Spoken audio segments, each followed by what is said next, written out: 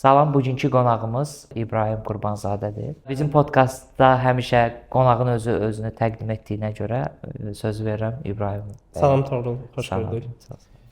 Mən Qurbanzadə İbrahim, 19 ildir saç fəaliyyəti ilə məşğulam. Müxtəlif növ salonlarda işləmişəm, yəni müxtəlif cür insanlarla işləmişəm. Yəni bu təcrübələrimi sizinlə bölüşmək istəyərdim. Niyə saç ustalığı? Uşaqlıqdan həvəs var idi, düzü. Çox yəni baxırdım saç stillərinə, öz üzərimdə tətbiq eləyirdim. Hətta uşaqlıqda bir balaca klon kuklası başlığı var idi məndə. Onu hər gün saçını darayırdım, fenləyirdim, kəsirdim, yəni cürbəcür stilləri salırdım. Axırda belə nəticəyə gəldim ki, yəni saç ustası olum. Və doğrudan da məmnunam ki, yəni insanlarla işləyirəm, həm psixoloji, həm belə özümə rahatçılıq gəlir, yəni bu sahədə işləyəndə. Sənətə sevgi hardan qaynaqlanır? Ümumiyyətlə sənət haqqında məlumat, yəni necə bir şeydir? Yəni saç ustalığı ümumiyyətlə. Bu insanda çətinlikləri. həvəslə irəli gəlir. Yəni həvəs olmasa, yəni bu sahədə heç vaxt uğur qazanmaq olmur. Kamil Palançı söhbəti. Aha. İnsan istədiyi sənətlə məşğul olmalıdır həmişə. Yəni fərqi yoxdur. Bu ayaqqabıçı olsun, bu dərzi olsun, yəni belə bir sahələri seçə bilər və yaxud da kimi oxumaq sahəsindədirsə, sahəsindədirsə daha çox təhsil zadı belə önəmlidir. Mən o şeylərdən uzaq olduğum üçün, yəni əsasən incəsənət yönlü bir sahə seçmişəm özümə. İnsan xarakteri ilə bağlıdır. Mənə maraqlı olan nədir? 19 il 2005-də Təxminən 2005-2006. 2005-də. Mən səni 2017-də tanımışam səfərimiz. Bu 2005-də, hətta 2015-də tanımışam. 2005-də mən saç ustası olacağam, belə o Einstein-in yox, Newtonun başına alma düşən kimi bir şey oldu. Yoxsa necə bu qığılcım necə baş verdi? Yenə deyirəm, yəni sahəyə marağım çox idi. Qonşuda bir bərbər salonu var idi. İlk öncə orada fəaliyyətimi başladım, uçnik kimi, yəni tələbə deyirlər. Tələbə kimi başladım. Sonradan daha çox marağım artdı. Üz tutdum, yəni Bakının daha yaxşı salonlarına. Orada təcrübələr keçdim. Yəni sonra seminarlara getdim. Ailənizin reaksiyası? Ailəm yəni çox normal. Əslində ilk öncə İstisnai qaydadır Azərbaycan üçün biraz ona görə maraqlı gəlir. Hə, ilk öncə qadın saç ustası olmağını düşünürdüm. Sonradan yaşadığım yerin mühiti biraz olmadığı üçün, yəni o zamanlar daha çox pis baxırdılar. İndi yəni problem yoxdur. Mən 2015-də səndə ilk dəfə saçımı düzəldəndə çox çətinliklər çəkmişdim. Bas boyda qaldığıma görə. Hər insan hər saç tipini qəbul eləmir. Yəni o vaxtlar indi biraz qəribə idi. İndi hər şey normala dönüb. Artıq pol boks kəsmirsən. Gündə neçə müştərin olur, maraqlıdır. Yəni bir 10 müştəridən. Yəni orada statistika çıxarsaq neçə faizini hələ də pol boks kəsirsən? Yox, deməzdim. Yəni mən ancaq insanın xarakterinə, yəni iz quruluşuna uyğun, yəni eləyirəm, kəsməyə üstünlük verirəm. Çünki yəni hər insanın öz individual saç növü olmalıdır, xarakterini yansıdacaq saç. Mən səninlə ilk dəfə tanış olanda bir dənə detala fikir vermişdim. Mənə elə bil gedirdim saç ustalarına. Deyirdi ki, sənin saçının forması elədir ki, yəni biz səndə heç bir şey quraşdıra bilmirik. Ancaq standart bir saç stili çəkir. Mən sənin yanına gələndə ilk saçıma belə toxundum da. Onun səbəbi, yəni toxunmağın. Toxunmaq yəni insanın saçının materialıdır, yəni onun necə quruluşda olmağını, yəni onu baxırsan ki, tutacaqmı, tutmayacaqmı, yəni yaraşacaqmı, onları beynində kontrol edib ondan sonra yəni başlamaq. Kəllənin quruluşu da bəlkə də. Hər şey yəni önəmlidir. Yəni geyim növündən tutmuş, yaşayış tərzi, mühit, yəni hamısı önəm daşıyır. İşlədiyin yer. Sən yəni 19 ildə xeyli insanla rastlaşmısan da. Çox. Yəni. Sənə də bir psixoloq kimi yanaşmaq olar müəyyən qədər. Əslində Yəni dinləməyi daha dərdləri çox sevirəm. Yəni danışmağı sevmirəm, dinləməyi daha çox sevirəm. Dinləyib insanlara bəzən məsləhət olur, bəzən yəni özüm onlardan öyrənirəm. Hər cür insan tipindən yəni rastlaşmağı həm xoşlayıram, həm maraqlıdır. Ən yaddan çıxmaz bir hadisə. Çox da belə fərqli şeylər başıma gəlməyib, düzünü deyim, amma belə arada olur, indi yadıma düşmür tam olaraq. Məsələn, sənə biz həmişə İbo deyirik. Yəni İbrahim, İbo bir brenddir məsəl üçün. Baxanda səni ətrafda tanıyırlar da. Sən məsəl üçün heç bir yerdə frontda deyilsən, yaxud sənin SMM-in yoxdur, sənin bir Instagram səhifən yoxdur, amma göz dəyməsin, müştərilərin həmişə seçilən müştərilər, keyfiyyətli müştərilər olur. Bunun səbəbi səncə nədədir? Mən əvvəllər çoxlu türk müştərilərim olurdu. Həm də Türkiyə seminarlara getmişdim. Orada məni İbo Afandi kimi çağırırdılar. İbo Əfəndi, İbo Afandi, yəni bu tərzdə çağırırdılar. O vaxtdan ləqəb kimi qalıb üstündə. Hətta Instagram səhifəmdə də işlədirəm, amma çox aktiv deyiləm sosial şəbəkələrdə. Yəni bu ilə də biraz razı deyiləm ki, sosialda olmaqdansa, yəni işi daha düzgün görmək, insanlar arasında dildən dilə reklam olmaq daha məntiqli olur. Daha ənənəvi marketinq Həm deyirlər. qalıcı müştəri olur onda, həm də daha yəni özünü seçə bilirsən. Yoxsa Instagram, TikTokdan yəni gələn müştərilər hər cür insan gələ bilər. Bir dəfə yoxlayır. İnsanın kapasitesinə uyğun olmayan insanlar da ola bilər. Yəni TikTok kütləsi müəyyən qədər daha belə problemli kütlədir. Fronta məsəl üçün niyə çıxmaq istəmirsən? Yəni bilirsən mənim problemim nədir? Mən məsələn bu podkastı çəkməyin səbəbi hər hansı bir sponsor yaxud hər hansı bir fərqli şey deyil. Həmişə onu mən qonaqlara deyirəm ki, burada bir kommersial məqsəd deyil. Sadəcə mən fikir verirəm ki, digər cəmiyyətlərə nisbətdə Azərbaycanda düşünən, öz sənətini sevən insanlar çəkil qırağa sadəcə öz işini görürlər. Heç kim danışmır. Danışan insanlar da o səviyyədə deyil. Niyə fronta çıxmaq istəmirsən? Frontda bu dəqiqə elə insanlar var ki, yəni mən onlara baxanda ürəyim sıxılır bizə. Xoşlamıram yəni. Məsələn, mənim bir fotoqraf dostum var idi. Həmişə məşhur olmaq istəyib, adını çəkməyəcəm. Yəni həmişə də məşhurluğa can atıb, oradan indi məşhurdur. O mənə həmişə deyir ki, gəl sən Fotoqraf. Hə, gəl sənin də çəkək, eləyək, tez-tez yəni reklam eləyək. Mən biraz xoşlamıram ki, yəni istədiyim yerdə rahat əyləşə bilmirəm, istədiyim yerdə rahat gəzə bilmirəm. İstəmirəm ki, cəmiyyətdə o tərəfi vardı. Yəni görsünlər məni, yəni daha çox desinlər ki, falan kəsdir, budur, odur. Bunları sevmədiyim üçün. Məşhurluğun neqativ tərəfi. Məsələn, insanlar onu başa düşmür. Çox məşhur deyir ki, mən sərbəst istəyirəm, amma onu edə bilmirsən. Yolda rahat gəzə bilirəm, istədiyim vaxt rahat restoranda otura bilirəm. Və yaxud da metro ilə də gedə bilərəm, ictimai nəqliyyatdan da istifadə edə bilərəm. Amma şey olanda, məşhur olanda insan bunları edə bilmir. Bir balaca özünə qapanır. Yəni məsələn çöldə istədiyin içkini içə bilmirsən, yaxud istədiyin hərəkəti edə bilmirsən. Mən ümumiyyətlə görmüşəm ki, insan hər xırda detalı, hər elədiyi hərəkət, adi yuxudan duranda yerini yığışdırmağı belə onun psixologiyasına təsir edir. Bəs saç stilinin psixologiyaya təsiri 19 illik təcrübədə necə görürsüz? Yəni ümumiyyətcə saç stili əvvəllər ümumiyyətcə İnsanlar gəlirdilər salonlara lap keçmiş zamanlardan. Yəni bərbərliyin ümumiyyətcə tarixi çox qədimdir. 19-cu əsrlər, 18-ci əsrlərdən gəlir. Misir, Mesopotamiya dövründən gəlir. O vaxtlar yəni hamısı gedirdi bərbərlərə, orada sosiallaşırdı, çay kofesini içirdi və yaxud da o dövrdə. O dövrdə, yəni o vaxtlar var idi. Yəni qəzet oxuyan kim və yaxud da yəni qəzetin dövründə qəzet oxuyurdular. Yəni hər bir cür sosiallaşırdılar orada. Və onlar stres atmağa gedirdilər ora. O psixologiyaya çox təsir edir ki, insanın üzərindən bir ağırlıq götürülür. İnsan özünü təmiz hiss edəndə, yəni ətrafında hamıya müsbət enerji ötürür. Yəni belə bir özünə qulluq. Bəs məsələn bir insanın saçını dəyişməyini, stilini dəyişməyi sizə görmüsünüzmü onun təsirini? Yəqin ki, bir aydan bir gəlirlər də ən azından. İnsanın stili dəyişəndə ətrafı da dəyişir. Yəni bəzən yaxşı insanlarla olur və ya qeyri-adi saç olanda biraz daha qeyri-adi insanlarla rastlaşır. Çünki insanın xarici görünüşü onun xarakterini yansıdır müəyyən qədər. Və o da insanla sosiallaşmağa, yəni çox kömək olur. İstədiyin xarakterli insanı o ilə tapa bilirsən. Belə bir şey. Depressiyada olan xəstəni sağaltdığın olub, saç stilini dəyişməyi. Həm danışmaqdan, həm də yəni bəzən gəlirlər öz olan xatirələrini danışırlar, boşalırlar, rahatlaşırlar. Bu özü də bir psixologiya sayılır. Həm də saç düzümü məmnun qalanda biraz da insan yəni daha məmnun çıxır salondan. Ən azından sənin bir masajın var idi. Mən ilk dəfə gəldim. Yəni o masajera 3 həftədən bir gəlirdim. Boyun masajı. Yəni mən illər öncə bir hələ türk var idi, fizioterapi işləyirdi. Ondan yəni 3 aylıq bir kurs götürdüm. Özüm masajı sevdiyim üçün, yəni insanlara kömək eləmək prinsipi. Ona görə onu öz işimə bir balaca qatdım.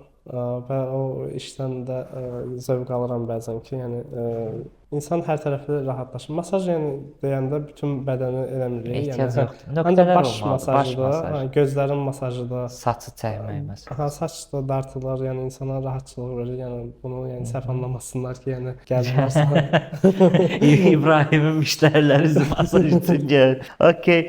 Azərbaycanda saç ustası olmağın çətinlikləri və niyə qadın saç ustalığından kənara çəkildi? Müəyyən qədər böyük ehtimal LGBT söhbətləri. Yəqin ki. Yəni onu vurğulamaq oxuyanda. Yəni ümumiyyətlə saç ustası necə olunur? Məsələn, Almaniyada bunun peşə təhsili var. Bizdə də mən eşitmişəm ki, var. Amma bu yetərlidirmi sizcə? Siz deyirəm, bəzən sən deyirəm. Yox, sən deyirsən, Usta biz necə?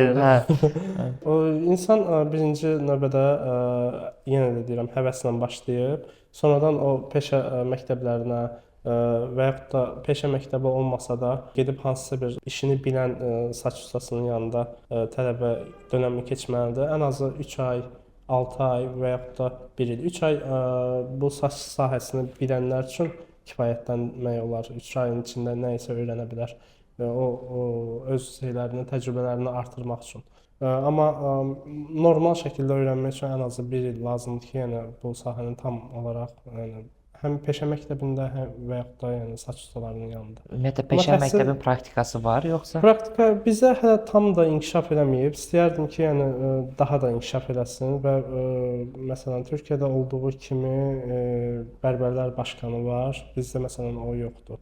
Yəni bərbərlər elə bir cəmiyyət yoxdur burada. Cəmiyyəti təzə-təzə qurmaq istəyirlər, amma hələ də tam görürəm ki, yəni biraz bəziləri ancaq layihələr var ki, məsələn top neçəyə düşmək. Yəni bunlar da hamısı ödənişlidir, görürəm ki, statistika. Yəni boş-boş şeylərdir. Əslində bunları daha çox yəni düzgün şəkildə məsələn əraziyə uyğun qiymətləndirmə, sənətinin peşəkarlığına uyğun qiymətləndirmə, həm qiymət cədvəli, həm ərazi seçimi. Məsələn, bərbər başqan olsa bizdə yəni prezident deyək də, yəni bərbər Standart qiymətlərə nəzarət olunur. Qiymətlərə nəzarət olmalıdır və bərbərlərin psixologiyasından tutmuş bütün iş gördüyü sahəyə kimi hamısı tam olaraq gələn müştəriyə enerjisini ötürür. Daha yaxşı olmalıdır. Get-gedə yəni hər şeyin mərkəzdə yığılır da. Ən yaxşısı mərkəzdə turist gəlir, turisti təmsil edir. Öz kateqoriyasına görə seçilməlidir yəni. Amma hər yerindən duran sanki bir saç ustası bir dənə TikTokda qışqırır yaxud başqa bir şey. Nədənsə insanları cəlb edir özünə. Yəni bu da xoşa gəlməz hadisələrdir. Fikriniz var bura qoşulmağa, yaxud özünüzün Özüm eləmək istəməzdim, çünki mən xoşlamıram frontda olmağa. Amma eləyə biləcək insanlar varsa, yəni çox. Məsələn, Adi Bəsit sənin dediyinə yanaşaraq deyirəm. Məsələn, mən 1 il əvvəl Azərbaycana gələndə taksidə sertifikasiya söhbəti yox idi. Və hamı deyirdi ki, dövlət pul qazanmaq üçün belə şeylərə vurğulayırdılar. Amma indi İkisi arasında çox böyük fərqi görürsən. Yəni ən azından oturduğun taksi sürücüsü artıq əvvəlki taksi sürücüsü deyil. Yəni müəyyən qədər inkişaf var. İnsanlara xidmət edirsə bunun dünya görüşü də olmalıdır, ən azından insanlıq mədəniyyəti olmalıdır. Və yaxud da qoca əyləşibsə ona düşüb kömək eləməlidir. Yəni belə bir şeylər. Hamilə xanım əyləşibsə ona kömək eləməlidir. Mən məsələn Almaniyaya birinci dəfə gedəndə o şeyə qarşı idim. Nəyə qarşı idim? Azərbaycanlı prinsipindən getmişdim də. Yəni məsələn sənin bir ixtisasda fərqi yoxdur, nə sən taksi sürücüsü də olsan, sən imtahan verməlisən, lisenziya almalısan. Mənə biraz distopik, uzun bir proses kimi gəldi. Azərbaycanda necədir? Məsəl üçün əvvəllər elə idi, indi artıq formalaşdırırlar. Məsələn, əvvəl SSR sistemindən təzə çıxdığımızda görə hər yerdə işləyə bilirdin. Məsələn, sən iqtisadiyyatın mühasibini qurtarırdın, amma gedib audit, nə bilim, audit də yox, gedib kitabxanada, nə bilim, idarəetmə, marketinqdə falan. Və ondan sonra mən başa düşdüm ki, əgər cəmiyyətdəki bir fərd başqasının yerinə keçirsə, bu domino effektidir. O da başqasının yerinə keçir, bu da başqasının yerinə keçir və ortada boşluq yaranır. Bəzən insanlar məcburiyyətdən sahəni seçirlər, yəni pul qazanmaq məqsədi ilə də. O da işin də keyfiyyətini öldürür, sənətin də keyfiyyətini marağı da yox, sadəcə pulu fikirləşir. Ancaq pul üçün. Amma hər şeyin başlanğıcı birinci həvəsdir ki, o insanı dəyişir və qarşıdakı insana da yaxşı nəticələr çıxartmaq üçün. Yoxsa hələ yerindən duran saç kəssə sənətə sevgin çox böyük var. Məsələn, bax İbrahim, sən reklama heç pul xərcləməmisən. Bu günə qədər reklama pul xərclədiyin olub? Hansısa bir televiziya verilişinə çıxıram ki, mən saç ustasıyam. Olmayıb, heç olmayıb. Amma sənin gəliri... Yəni bəzən sənət ulduzları da müraciət etmək istəyir. Bəzən xarakterinə görə, burada da psixologiya önəm daşıyır ki, xarakterinə görə biri gəlir deyir ki, mən qapalı yerdəyəm, nə olsun, amma mən müğənniyəm, siqaret çəkmək istəyirəm, belə eləmək istəyirəm. Qəbul eləmirsən. O şeylər... Prinsiplərini bir dəfə yedinsə, həmişə yemiş kimi yedin. Həmişə. Ona görə də elə xarakterli insanlardan uzaq dururam. Onlar da biraz özlərini ulduz saydığı üçün gecikmələri olur. Yəni vaxtı düzgün seçmirlər. İnsanla bəzən xoşa gəlməz davranırlar. Yəni ona görə də əgər normal insansa onu seçmək olar. Amma normal deyilsə, yəni bu fərqi yoxdur. Yəni məmur olsun və ya da sənət ulduzu olsun, yəni Hər şey bir-birinə sıx bağlıdır. Mən onu sonsuzluq şəraiti kimi görürəm. Sən seçdiyin müştərilər əslində sənin işinin keyfiyyətini də dəyişir. Məsəl üçün sən o müğənninin eqoizmini çəkəndə artıq sən o sənətə sevgin var, o saça toxunma, onun tərzini İnsana dəyişmə. iyrəndirir. O fokusunu istəyirsən ki, bir dənə çıxsın, getsin də bu, yəni belə.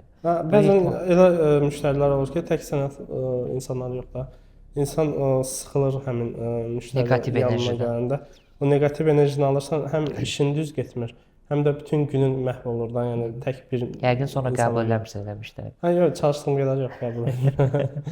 Maraqlı söhbətdir burada. Saç kəsimi qiymətinin standartı bəs Azərbaycanda varmı? Ortalama 30-35 arası dəyişir, ancaq saç kəsimi yumaq da daxil. Üzlə birlikdə 50-60, yəni bu civarda dəyişir. Səndə belədir yoxsa bütün hamısında belədir? Yox, yəni orta demək istəyirəm, nəyə görə demək istəyirəm? Bu mərkəzdə olan yəni normal saç ustalar, amma yəni hər cür qiymətə kəsən var. Yəni 3 manata da kəsən var, 5 manata da kəsən var. 500 Bəs onlar manata da kəsən. sənət nəticəsi göstərmirlər də. Yəni 3 günlük, 5 Günümü günlük qurtarıram. yaşayırlar. Yəni bu keyfiyyətli bir şey ortaya çıxartmaq üçün o keyfiyyətli ləvazimatdan istifadə etmək lazımdır. Keyfiyyətli ləvazimatda qiyməti baha olduğu üçün məcburən yəni qiymətləri normal şəkildə. Yəni əraziyə görə də bu uca dəyişməlidir. Məsələn, elə bir yerdə işləyir ki, oranın insanları bu qiymətə uyğunlaşmaya bilər. Məcburi uca qiymət. Orada da uca keyfiyyətdə də bir balaca İstər-istəməz. Ucuz ətin şorbası olmaz prinsipindən söhbət gedir. Yaxşı, gənc saç ustalarına, yəni ümumiyyətlə bərbər və saç ustası arasındakı fərq də maraqlıdır bu sualdan qabaq. Yəni ikisi də eyni anlayış deyil. Yəni bərbər deyəndə kişi bərbəri nəzərdə tutulur, amma saç ustası deyəndə ümumi həm qadın, həm kişi, yəni bu nəzərdə tutulur. Məsələn, Almaniyadakı peşə təhsilində olan adam 3 ilini bitirdikdən sonra orada bir 3 il müddəti var. İşləyirsən, orada maaşın da gəlir. Sadəcə 3 il bitirdikdən sonra sənə usta adı verirlər. Saç ustası, meister. O sistem gəlsə bura. Məncə yaxşı olar. Yəni hələ də üzərində işlənməlidir bu sahənin. Palata yaradılmalıdır onun üçün. Onun üçün də yəni bacara bilən varsa, yəni gəlsin çıxsın ona və bu işi də. Yaxşı, əslində var, inkişaf görürəm əvvəlki illərə nisbətdə, amma inkişafın yanında da biraz geriləmələr də var. Yəni, geriləmə də var. Məsələn, geriləmə yenə dediyim kimi mənə TikTokda olan lazımsız. Ümumiyyətlə mən belə biraz diktatorca səslənə bilər. Mən TikTokun bağlanmasının bir tərəfdən tərəfdarıyam, amma digər tərəfdən də fikirləşirəm ki, qoy o biraz neqativ kütlə var, oraya yığılsın, digər sosial şəbəkələr rahat olsun. Ola bilər. Ümumiyyətlə hər bir peşədə maraqlı hadisələr, fərqli hadisələr, bu komediyada ola bilər, biraz komediya, tragikomediya müəyyən qədər olur. Sənin olubmu belə başına hadisə gəlib? Yadıma düşən bir hadisə var. Əslində onu istəyərdim ki, danışım, bilməm, maraqlı olacaq. Görəcəkmi özünü orada kadrda? Tanıyanlar da bilir ki, yəni çoxlu bəy saç düzümləri edirəm. Yəni Toya bəy əsasən hazır. onları hər tərəfli üzünün çizkəsindən tutmuş, yəni bütün növ prosedurları həyata keçirirəm. Qrimin həkimini yəni həyata keçirirəm. Xaricdə yaşayan bir müştərim var idi. İllər öncə yəni gəlirdi yanıma. Çox həmişə punktual insan idi də, vaxtında gəlirdi. Təxminən 2 ay öncədən mənə demişdi ki, may ayının 27-si mənim toyum olacaq. Bu zamanda yəni boş saxlayarsan mən bəy saç düzümü eləyəcəm də. Özü də həmin dövrdə getmişdi işi ilə bağlı xaricə. Mən də eləmişəm, konkret yadımdan çıxıb da, yəni öz işlərimi planlamışam, yəni özüm üçün bilet almışam, çıxıb getmişəm istirahətə. İstirahətdə yadıma düşüb ki, yəni bəy saçı düzəlmə idi 27-si. 27-sində əslində keçmişdi. Ayın 29-u idi, 2 gün keçmişdi üstündən. Girdim WhatsApp-a, şeydə bağlamışdım da, WhatsApp-a zaten hamısını bağlamışdım. Girdim WhatsApp-a, baxdım, gördüm nə qədər zəng edib, nə qədər yazıb mənə. Hətta şeydən Facebookdan da yazmışdı, Instagramdan da yazmışdı ki, bəlkə də yəni yadımdan çıxıb. Bəlkə biri və ya da yatmışam, eləmişəm. Sonradan düzü yazdım, üzrxahlıq elədim, amma o itdi də, yəni. Oradan da yəni qəlbini qırdı. Həmin insan həyatında bir gün önəmli bir hadisədir. Onun üçün çox dəyərli bir hadisə. Ola bilər, amma yəni insan planlayıb da, yəni ən azından. Bir var ki, plansız şəkildə gəlsin, bir də var planlanmış şəkildə oje. Ha, gəlib orada gözləyib onu. Bəlkə də gəlib gözləyib, heç bilmədim nə oldu onu. Yəni Cavab vermədi yəqin. yox, qətiyyən cavab vermədi. Yəni incidi məndən. Sonra bir dəfə yolda üz-üzə gəldi, amma salamlaşmadı. Salam vermədi. O qədər ağır. Okay. Başqa peşədə təsvir olunsaydı, məsələn, saç ustasını seçməsəydi. Saç ustasını seçməsəydim, əslində mən aşpaz istəyərdim onu. Yenə də incəsənət yönlü. Niyə aşpaz? Və yaxud da geyim tasarımçısı, dərzicisimi, yəni bu ürəticisimi, yəni belə bir şey. Əsasən incəsənətlə bağlı, yəni sahələri daha çox sevirəm. Ola bilərdi ki, müğənni deməzdim, aktyor, rejissor, yəni bu sahələrdə istəyərdim çalışım. Bu da incəsənətlə bağlıdır. Məncə rejissor olmazdı. Amma aktyor məncə olardı. Hə, aktyorluq məktəb illərində yəni eləmişəm. Həmişə də bizdə fəallar cərgəsi olurdu. Şərəf lövhəsi kimi bir şey idi. Orada indiyənə kimi mənim şəklim qalıb. Yəni həm aparıcı olmuşam, həm düzlüyündə danışmaqdan biraz kənar insanam. Amma o vaxtlar yəni utanmaq falan yox idi də, bu qədər də. Həm aparıcı olmuşam, həm aktyor olmuşam, yəni bu. Niyə zaman keçdikcə sakitləşdin? Yəni sosial şəbəkədən uzaqlaşmısan? Nə bilim, biraz Məsələn, müştəridə bağlanmısan, heç baxmırsan. biraz get-gedə illər keçdikcə qapandım və qapanmağı daha çox seçdim. İndi də məsələn mən heç bir salonda gedib zalda işləyə bilmərəm. O mənim üçün çox çətin gəlir. Mən ancaq qapalı bir otaqda, qapalı bir öz məkanda. musiqilərinə. Sən qəşəng Həm playlistində musiqilər var. xoşlayıram. Çoxlu məsələn xarici musiqilər, klassikalar əsas qulaq asıram. Müştəriyə də zövq verir. Normal Keçən bir dənə böyük bir market sözünü də kəsirəm. Dünən olub hadisə. Böyük bir market şəbəkəsinin birinə girmişəm. Rəqsanənin Bivəfa mahnısını qoşmuşlar.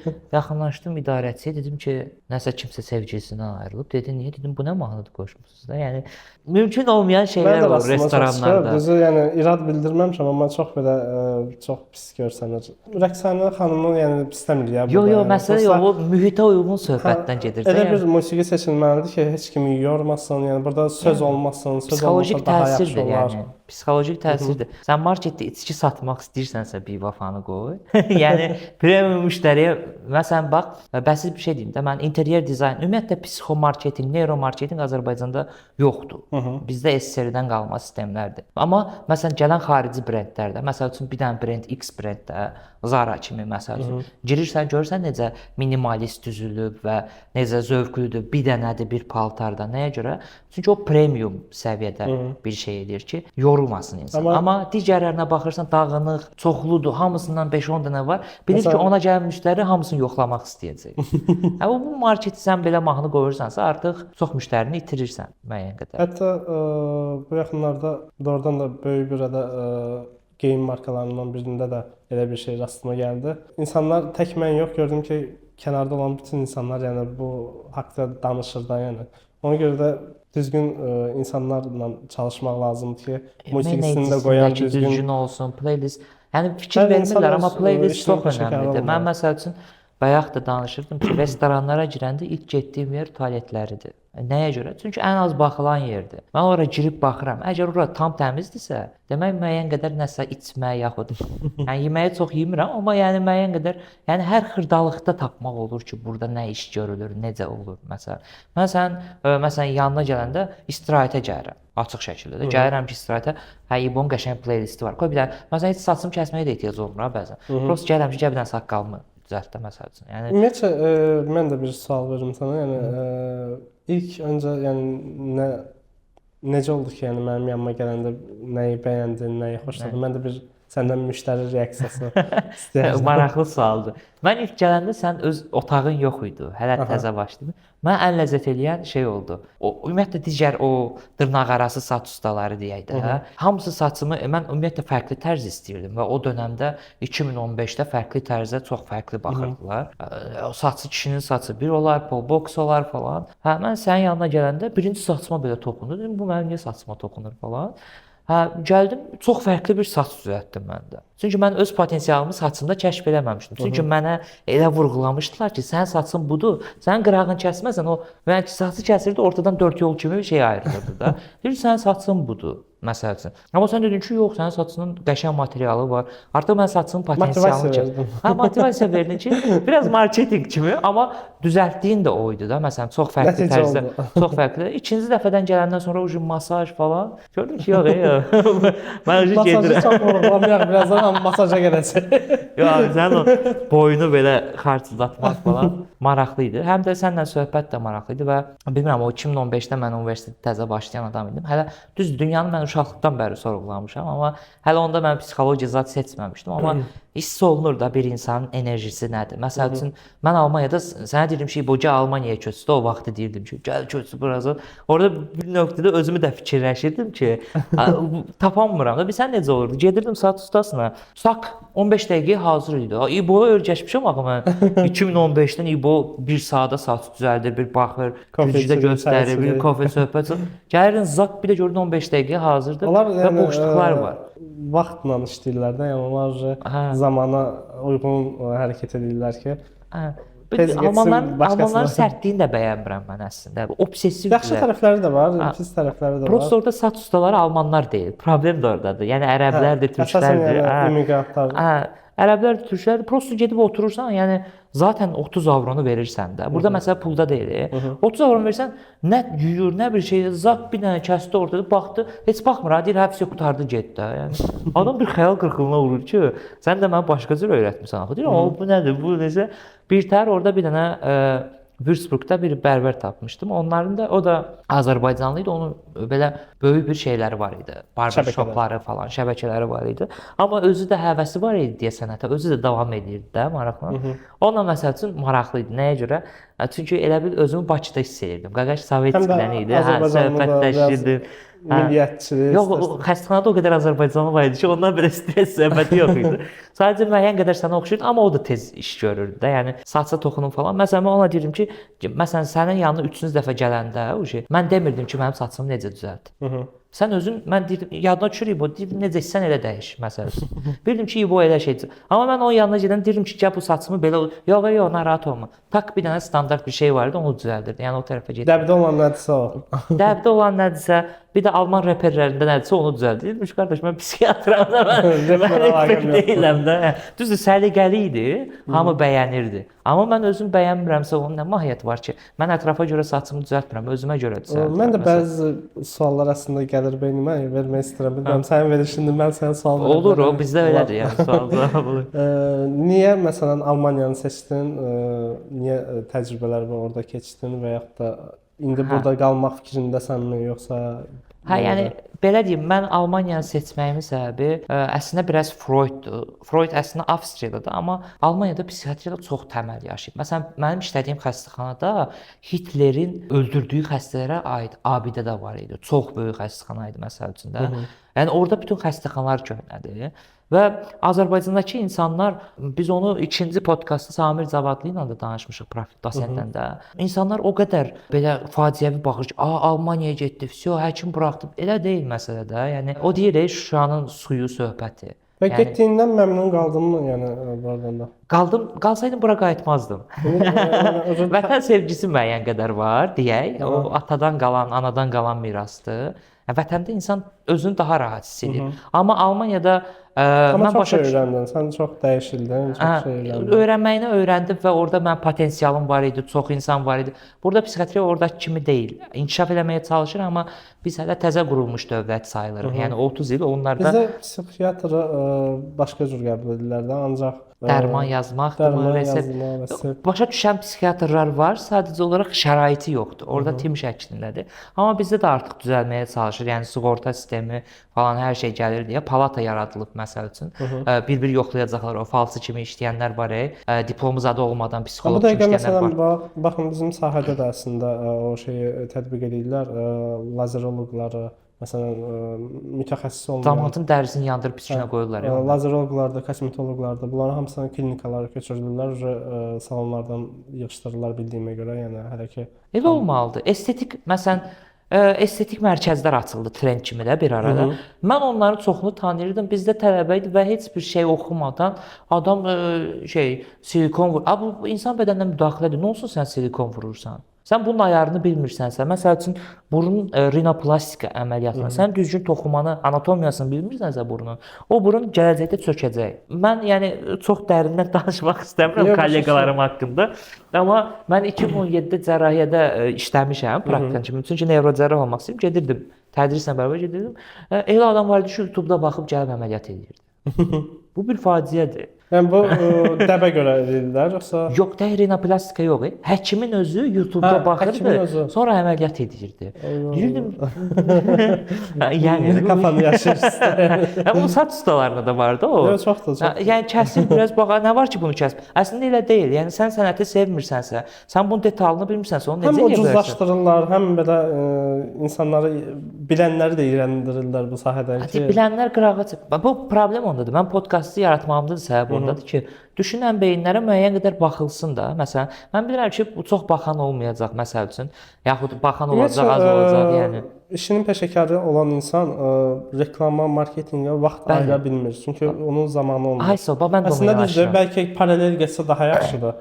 Mənimlə razılaşmaya bilərsiniz. Yox, əslində düzdür, çox düzdür və sən məşhur olmaq üçün qardaş, sən onsuz da bax bu sənətdən hər şeyi qazanmısan. Düz demirəm. Yəni bütün həyatın bununla keçsin. Bəlkə ailənə də kömək eləmisən də bu. Yəni məsəl üçün mən indi səni çox detalına girməyəcəm. Məsələn, mən sənə deyəndə Almaniyaya gəl, dedin orada maaş nədir? Sən onun 2 qatını qazanırdın.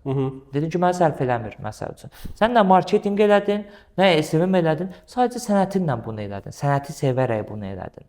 Və insanlar, onu mən podkastda demişdim ki, bir gün hamısı nə bilim gedir IT olur, bir gün hamı elə olmamalıdır. Dəbdir də, hər şey dəbdir. Artıq dövlət o düzəldir və nəzarət palatası yaradır. Yəni mənim Almaniyaya getməyim mənə biraz disiplin öyrətdi. Mən məsələn Azərbaycanlı biznesmenlərlə görüşəndə vaxtdan gec gəlirlər, vaxtı 1 saat qalmış zəng vurur ki, gəlmirəm məsəl üçün də. Yəni indi burada nə sahə üzrə işləri qurmusan? Həm psixiatr kimi müəyyən qədər limitli eləyirəm, çünki kitab yazmaq söhbətinə görə. Həm də məndə marketinq sahəsi olsun. Çox layihələr var. Alman dili mərkəzi falan. Mən o vaxtdan sənə deyirdim, 90 layihəm var. Yəni beynində həmişə layihələr Keçən müəllim gəlib deyir ki, o vaxtdan fərqli idi. Yəni belə deyim, mənim ən böyük məqsədim bilirsən nədir? Yəni bəlkə də biraz insanlar üçün sürreal ya da özünü göstərmək kimi çalışıram. Mən özümü deyəcəm ki, mənim ən böyük məqsədim Made in Azərbaycan brendini dünyaya sübut etməkdir. Çünki mən orada yaşaya-yaşaya çox yerə getdim və başa düşdüm ki, bizim və türk millətinin də, yəni ümumiyyətlə biz tərəfin beyni, inkişafa meylliliyi daha çoxdur. Çünki biz özümüz inkişaf eləmişik. Almanların hal-hazırda gənclərini, keçmiş dövrdə almanlar bəlkə də görsələr qəbirlərində 360 fırlanarlar. Heç bir potensialları yoxdur. Çünki dövlət hər şeyini təmin edir. Çox aşırı şəkildə. Bilirsən nəyə oxşuyur? Ərköyün böyümüş uşağa oxşuyur. Bu böyük bir problemdir də. Hamısı ya narkoman olur, ya düzgün deyil. Yəni nə Azərbaycan kimi, məsələn Azərbaycan artıq getdikcə orta standarda qalxır da. Məsələn o dövrlərdə daha pis idi. 2005 falan məsələn. Artıq təhsildə olsun, səhiyyədə olsun, hər yerdə böyük dəyişiklik var. Çünki gənc nəsillərə daha çox üstünlük verilir. Artıq başa düşürlər ki, SSR-dəki insanlar biz təmizləməliyik ki, bu rüşvət şeyindən. Məsələn, rüşvət bəsitdir. Məsələn, 2003-də Heydər Levin bir röportajı var, Amerikan müsahibəçisi. Deyir ki, rüşvət sizdə yığışdırılıbmı? Deyir ki, yox, yığışdırılmayıb. Necə yığışdırım deyir. Yəni hələ mən təzə gəlmişəm, onun hamısını necə təmizləyə bilərəm də? Bizim artıq dövlətin strategiyası mənə çox gözəl, çox belə gəldiyinə görə mən də dedim ki, mən də gəlib burada vuruşanlardan biri olum. Mən deyəndə ki, Almaniyadan Azərbaycana köçmüşəm. Tam köçmək sayılmaz, yəni arada-orada gedə bilərəm, değil mi? Elə reaksiya verirlər ki, o Robert Sharma var, kitabı, Ferrarisini satmış Rahib. Ay da, sən nə etdin? Elə bilirlər ki, Almaniyada o lətifə də var, yerə pul götürüb, pul var yerdə onu yığırsan. Elə bir Almaniyada günəş yoxdur, Almaniyada disiplin var, bürokratiya çoxdur. Bugünkü gənclərə, həkim yoldaşlarımıza, yəni getmək olar. Amma geri qayıtmaq da lazımdır. Axırda vətən. Amma buradakı sistem artıq çox qəşəngdir. Yəni həqiqətən yaxşıdır. Məsələn, Samir Zavadlı ilə danışmamışdan qabaq mən ona hazırlıq da gördüm. Universitet sistemi mən buraxdığım kimi deyil. Məsələn, kənardan xarici jurnalist, xaricdə maliyyələşdirdiyi jurnalistlər var. Bəsit şəkildə də bilirik elə jurnalistləri. Gəlib bizim sistemə müdaxilə edir. Sən o Azərbaycanda deyilsən. Sən səhiyyə sistemini də bilmirsən. Yəni sən niyə gəlib müdaxilə eləməz? Mən ona yazdım ki, gəl canlıya çıxaq. Birlikdə danışaq da. Amma hələ də cavab verməyib. Ona maraqlı bilsən nədir? Ona verilən sifarişi yerinə yetirsin. O sifarişdirmi mövzu? Mənim üçün, yəni bəsit, yəni Amma Sifarişli də olmasa dövlətin içindəki qarışıqlıqda axı bu dəqiqə onsuz da dünya qarışıqdır bu. Məsəl üçün də sən əgər dövləti qarışdırmaq istəsən, artıq sən dövlətə xəyanət edirsən. Yəni bilmirəm, indi lap yaxından tanımasam da, belə həmişə izləmişəm düzü həmin xanımı, yəni adını çəkmək bilmirəm düz olaraq. Yaxşı deyil, deyilmi? Hə. Nə bilim, qərəzsiz insan görsənirdi mənə. Bilmirəm indi sənin fikrin. Bilirsən, qərarsız olmaq o demək deyil ki, sən düz edirsən. Məsələn, mən həmişə insanlara deyirəm ki, baxanda şahmat taxtasının ağ-qara fiqurundan yox, yuxarıdan şahmata bax. Qərəzsiz olmaq o demək deyil ki, sən düzünü deyirsən. Bəzən susmaq lazımdır. Məsələn, bizim hamı deyir ki, bax, niyə birinci Qarabağ müharibəsindən niyə datalarımız açıqlanmır, niyə bilmir? Çünki orada elə şeylər var ki, biz bilməməliyik. Yox, siyasi mövzulardır. Yəni. Sən əgər bunu qloballaşdırırsansa, sən əgər dövlət əgər artıq nəzarətə götürübsə, sən onun üstünə ki, orada Samir Cavadlının da çox qəşəng nöqtə toxunuşu var idi, bizim müsahibədən əvvəl danışdıq. Deyir, imenli standart bəzi həkimlər var, onları yazır. O datalar ona necə gəlir? Onda o qərəzli sayılır. Yəni sən o pulu hardan qazanırsan? Pulu kim maliyyələşdirir? Hər hansı bir qaçqın getdiyin dövlətin özü maliyyələşdirir səni. Mən ona tənqid atmıram, şər yaxud şey eləmirəm. Sadəcə olaraq əgər orada yaşayırsansa Azərbaycan başını burax da. Həmişə görmüşəm ki, yəni kənara gedəndən sonra başlayır. Niyə görə burada danışa bilmirsən? Danışa bilirsən, burada danış da. Hadi əgər qərəzsiz idinsə, qorxmurdunsa, yəni burada da o da. İndi deyəcəklər ki, ay bizə tənqid. Necə eləyir? Danışan danışır da qardaş. Danışan danışır. Bilirsən, qərəzli danışmaq sadəcə cəmiyyətə zərərdən başqa bir şey deyil. Burada qərəz də olmasa, bacarırsansa burada ola o şeyləri yəni məsələn, Aynes o vaxtı okey, müəyyən qədər bir şey danışır, amma o da cəmiyyətə zərər verirdi. Çünki məsələn, bəsit bir şey deyim də, mən həkimlərdə də görürdüm onu. Mən heç vaxt xaricdə Azərbaycanın nəsə bir mənfisini demirdim. Hamı deyirdi ki, biz Azərbaycana gedək istirahət edir. Həqiqətdir də 9 yığın qurşağı, dağ var, aram var, hər şey var da. Mən amma bir dənə həkim gördüm, Azərbaycan elə şey edirdi ki, belə aşağılayırdı da. Yəni deyirdim, o nə yaşayırsan? Niyə də? Yəni İbrahim, sən də məncə qatılarsan mənə. Azərbaycanda yaşamaqda nəsə problem görürsən sən? Hər hansı. Hətta daha da çox inkişaf eləyir mərkəz məsəl üçün. Əslində hər şeyin sistemli şəkildə görürəm. Bəzi şeylər də düzəlsə, yəni inşallah. Yəni məsəl üçün sən xaricə çıxmamısan ki, bu sənəti öyrənməyə. Sənəti sevmisən deyə bilirsən bu. Yəni seminarlar olub, yəni işimlə bağlı getmişəm. Gedirsən, xərc qoyursan. Mənim bir dənə stat var, deyirəm ki, insan beyninə yatırılan investisiya 100% geri qayıdır. Bəlkə hətta 100 belə artımlarla, indi faizin maksimumu 100-dür, amma daha çox da geri qayıda bilər. Amma bizim insanlar adi biznesə başlayanda belə, biznesmenlərin də xətası oluyor.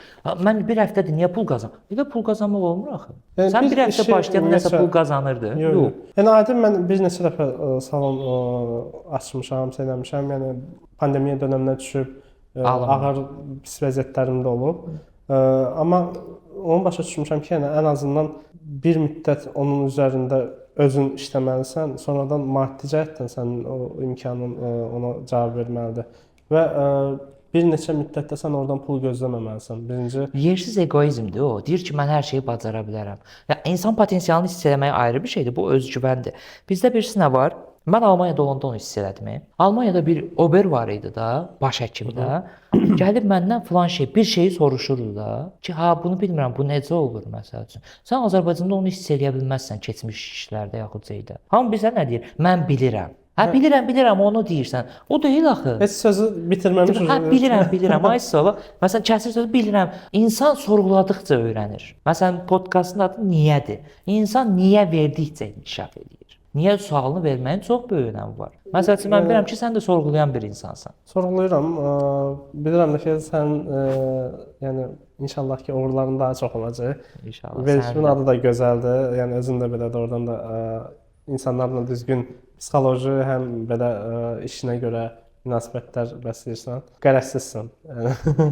Ya qərəzsiz olmaq, yəni əsas məsələ doğru yerdə danışmaq çox önəmlidir. Bəzən susmaq önəmlidir. Daha uğurlu layihələr bu podkast sadəcə mənim kimi insanları tanımaq üçündür. Düşünən beyinləri bir yerə yığmaq üçündür. Hobbidirmi yoxsa hobbi kimidir? Yəni ola bilər ki, gələcəkdə yaxşı olar, pis olar. Yəni bu o qədər önəmli deyil mənim üçün. Sadəcə olaraq mən bilirəm ki, mən qarşımdakı insan da mənim başa düşdüyümdə xoş zaman keçirirsə. Einstein nisbilik nəzəriyyəsi kimi bir şeydir, qardaş. Yəni bəzən 1 dəqiqə 1 saat kimi gələr, bəzən 1 saat 10 dəqiqə kimi gələr. Məsəl üçün biz bu qədər burada yəni elə bir şərait var ki, ev ab-havası ortam var. İnsan özünü də belə rahat hiss eləyirsən. Bir də çox kənara çıxdım. Mən sual verəndə mən Aşıq Əhlimanzad, Ələsgər kimi sazı götürüb danışıram. Biraz qonağa danışdıram. Bu gənclərə tövsiyən. Gənclərə tövsiyəm odur ki, ilk öncə birinci növbədə təhsil oxusunlar. Yəni əgər bu oxumaq sahəsini doğrudan da görürlər ki, onlarda alınmır. Yəni məcburi deyil də, insan ola bilər ki, xarakterinə görə Hamı oxumalı deyil. Hamı oxumalı deyil. Çünki burada dövlətdə həm dərzisi olmalıdır, həm saç ustası olmalıdır. Hamı oxusa düzgün gəlmir. Yəni Ona görə əgər görürsən ki, oxumaq, təhsil alınmırsa səndə keçməlisən peşə yönlü bir şeylərə, saçmı, dərzimi, ayaqqabıçımı, yəni aşpazmı. Məsələn, Nəsimin sözü var, deyir ki, başmaqçı kamil olması cəmaət bir Nəsimi Nizami. Hə, başmaqçı kamil bir falançı olsa da insan yox. Nəsimidəndir o. Deyir başmaqçı kamil olmasa, cəmaət pis ayaqqabı geyinər və salam deyir. Amma müəllim deyir kamil olmasa, cəmiyyət kör olar. Qısa özətini elə deyə bilərəm. Yəni ilk dəfə də istəyirəm. Hə, yəni məsələdən ibarətdir. Mentaliteti bəyənirəm. İmeni mentalitetə görə Azərbaycana məsəl üçün köçməyi daha çox sevmişəm. Amma mentalitetin də qədəri çox önəmlidir. Məsələn, mənim klinikada middle dot, balans çox önəmlidir. Hər bir ağ birçək deyil, hər bir ağsaqqal deyil. O statusu hamıya hörmət qoymaq lazım deyil. 1-2 dəqiqədən sonra tutmaq olur və o statusu ona vermək olur. Amma biz hamıya onu yanaşırıq. Ağsaqqalın sözünü dinləməz. Bəlkə ağsaqqal səhv deyir. Bəlkə ağsaqqal heç bu ömrü düzgün yaşamayıb. Aysa, bunu sorğulamırlar. Mən ümumiyyətlə gənclərə tövsiyəm ondan ibarət olar ki, bir insanı örnək götürməyin. Bir insanı özünüzə bələdçi kimi götürün. Örnəklə bələdçi arasında böyük fərq var. Örnək götürürsənsə, sən onun ağacının altında kölgə olasın. Amma bələdçi kimi götürsənsə, sən onu keçmə ehtimalın var. Məsələn, İbrahim, sən hansısa bir saç ustasını özünə örnək götürmüşdün, yoxsa bələdçi? Mən deyərdim ki, kumir deməzdim, yəni istədiyim nəticəni alırdım deyə, yəni xoşladığım bir. Hətta billə özün sərbəst gedirdin. Məsələn, İbrahim gedib hansısa bir saç ustasının eyni stilistikasını təkrar eləmir. Özü saça baxır, kəsir. Məsələn, o ustamı doğrudan da böyük təşəkkürlər bildirirəm ki, yəni o mənə müştəri ilə ünsiyyətindən tutmuş, rəftarından tutmuş, hər bir şeyi detallı şəkildə öyrədir. Buradan da yəni özünə təşəkkür edirəm Yaşar ustaya. Və ondan da əlavə başqa ustalarım da olub. Sadəcə olaraq onda xarakteri öyrənmişəm insanlarla və o mənə göstərdiyi kəsimlərdən əlavə özün daha çox fərqlilər insana uyğunlaşdırmaq. Hər insan fərqli düşünməlidir bəzən. Biz podkastın sonunda həmişə şeir ya da kitab tövsiyəsi edirik. Mən ən son oxuduğum əslində yəni kitablardan biridir. Patrick'in Parfümer əsəri. Çox yəni sənətə sevgisi var orada, yəni orada aşılayır bütün insanlar onu. Sənətə sevginin nə olduğunu çox möhtəşəm əsər. Oradan da çox qəşəng bir şeydir. Yəni oxumağı tövsiyə edərdim. Bəli. Bizi dinlədiyinizə görə təşəkkür edirəm. Qonaq olduğuna görə də. Biraz mikrofonu mən çox ələ aldım. Əlaydı. Əslində elə mən danışmağı sevmədiyim üçün. Sən məni tanıyırsan da, bildin ki, sual verən kimi təşəkkür edirik.